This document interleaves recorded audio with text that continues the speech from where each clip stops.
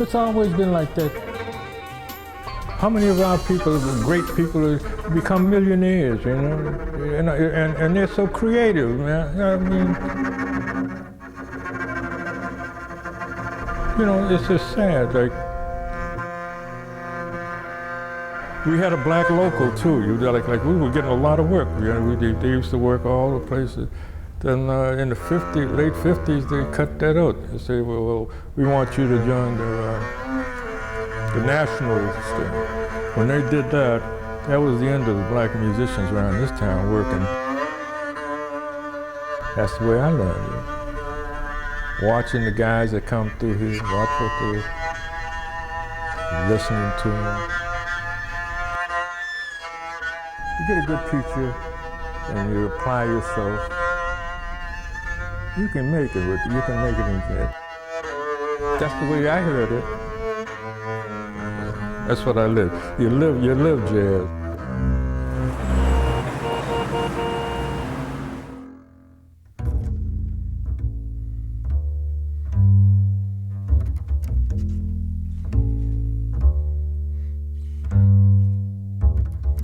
Alive and struggling. Alive and struggling,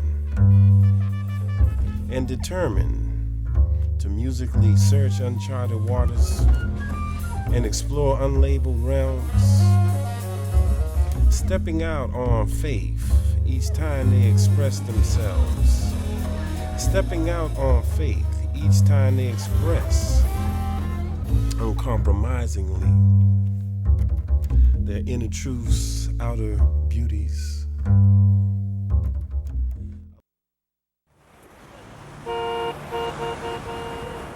The most original thing that the African American has given the world is jazz music. The ingredients that went into the making of the music came with the slaves. They brought that over with them. And what was it? It was the aesthetic, the way they view the world, the worldview of these people that were brought over. It was just transformed. When it came in contact with the European thing, to really tell your story, to try to relate to your people, you got to live it. You got to be among black people. You got to love black people, to really to have a profound message. And it comes through, it's like being a priest. It's a ritual thing. In other words, the music has to become the vehicle that you're going to express yourself through the forces of the Creator. I see jazz music as one of the formulas that we need to bring that healing thing back to the people. Because jazz music is profound, because of the nature of its history. This music is my religion. I have it adapted as my religion. When I hear John Coltrane, Charlie Parker, it make me think of God. So what better vehicle to use to search for God? Alive and struggling while in the underground shed,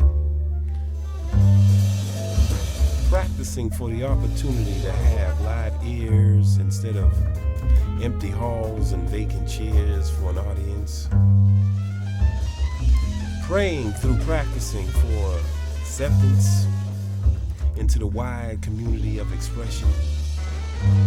To expose, disclose, reveals one true existence and be taken seriously. Yeah, I think part of the religious thing is preparing yourself in the practice room to be a vehicle for that voice that comes through you. And if you do your homework, you can have moments on the bandstand where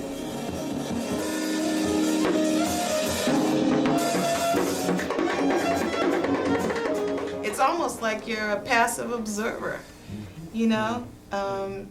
You start playing and things just start coming through you.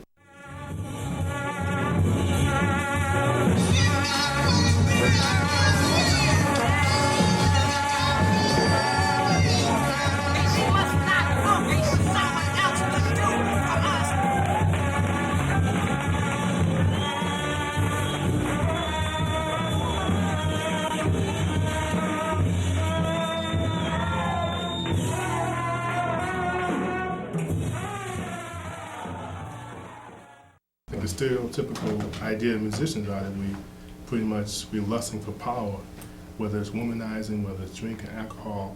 And the music is unforgiving. I mean, who you are will come out in what you say when you're playing your solo. So that stuff is not going to come out unless you're living right.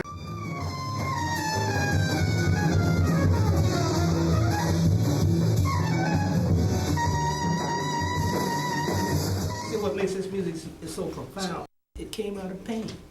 It's the cry for freedom. It relates to a people and their journey in this country.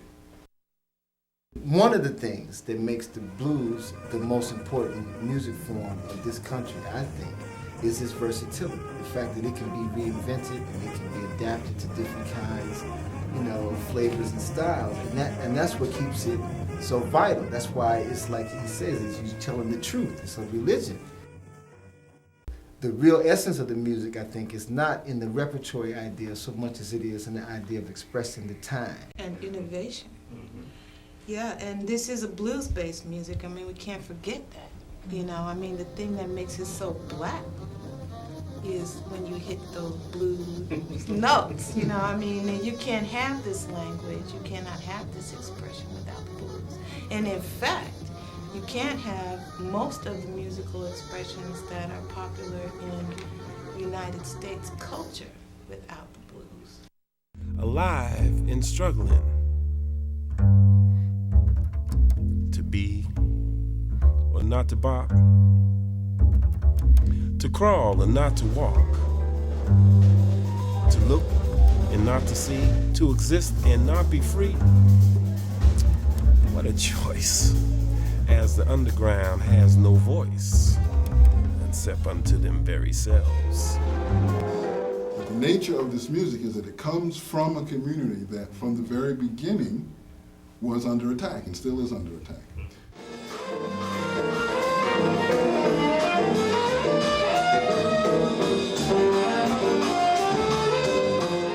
And the people who control the resources and the definitions exist outside of this room.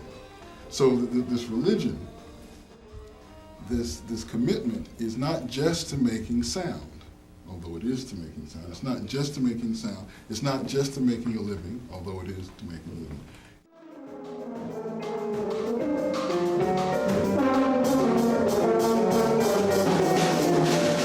It's the ultimate spirituality because it deals with people on a human level.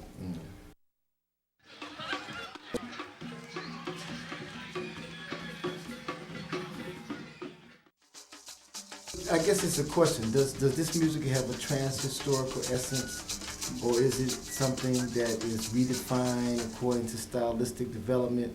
I personally feel that it's closer to the former, and that you have stylistic development, but you have a trans-historical essence. That is, that the music has a certain relationship to the world. It's about a way of seeing the world, a way of being in the world. It's an attitude, a feeling, a philosophical stance. Alive and struggling, but they shed anyway. Going over the heads, then stretching out as far as they can within the bridge of tradition in hopes of being ever ready. So black people define the music is what I'm trying to say, is that they are the music, and the music is a reflection not just of black people, but of the modern times, of this whole culture, of this world, this whole human endeavor, this enterprise called life is what is trying to be expressed in any art. And jazz is an art in addition to everything else it is. And so it tries to be all-encompassing in that sense. One of the ways that the repressive system maintains itself is to lie, and to be very specific and clear with that lie.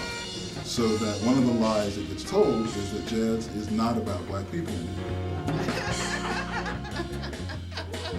And the reality of our communities, particularly our younger communities, is that those lies have strength.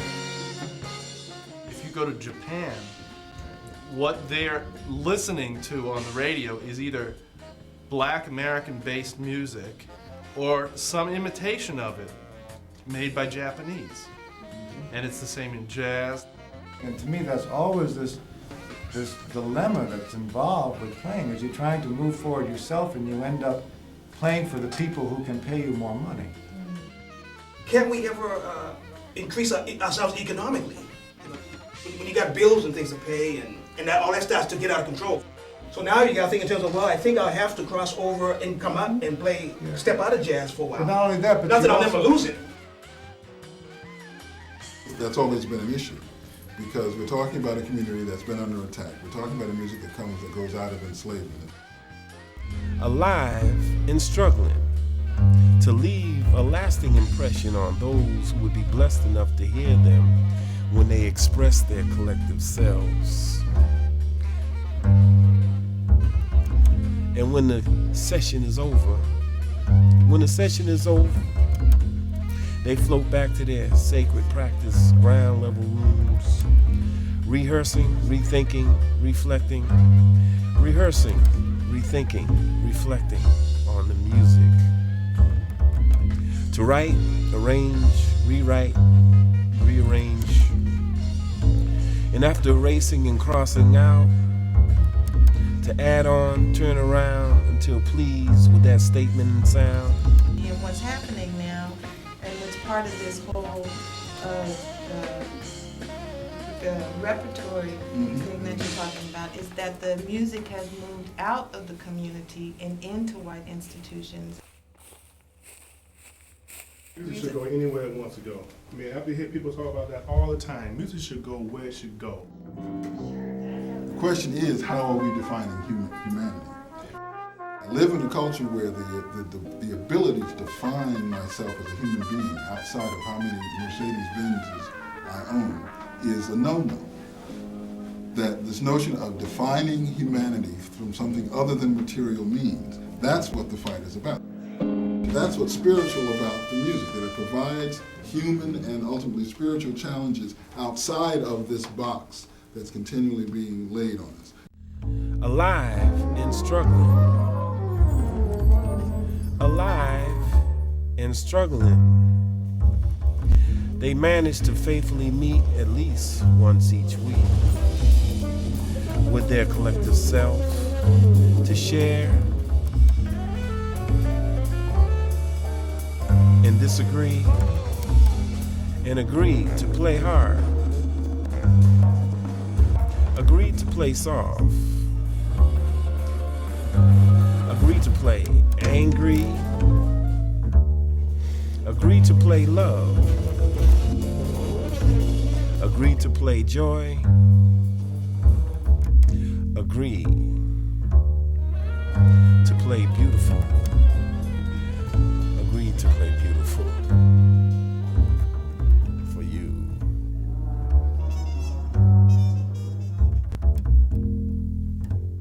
Because you have an opportunity to be in that spirit and flow. And when you have others who are on the same bandstand and everyone's focused to do the same thing, you know, man, that's some powerful stuff. You know, it's like a journey. You go different places, you know, in your mind. And, you know, the people who are blessed enough to, you know, witness that, you know, also, you know, go to different places. But it has to be an honesty there, man. At the same time, have enough courage to be open enough to allow that energy, that universal absolute, you know, that life force, you know, some folks call God or Allah or whatever, just, you know, come through and hopefully, you know, touch, you know, a responsive chord within others, you know, create a spark, you know, plant a seed, you know, start a process of germination or something, you know what I mean?